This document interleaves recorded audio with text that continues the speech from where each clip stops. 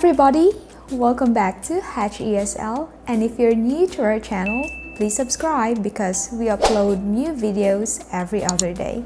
Oh, is that it? Oh, well in that case, subscribe. Let's go now to lesson 9. We have a new vocabulary and it is no wonder. No wonder. It means now I understand why. She's a nightmare, honestly. No wonder she hasn't got any friends. I think she heard you.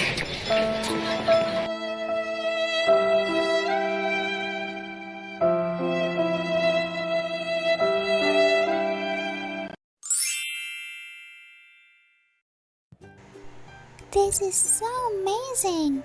She's the most powerful grandmother in the world and she is 70 years old. Oh, no wonder she can lift heavy weights. Oh, I should start going to the gym now.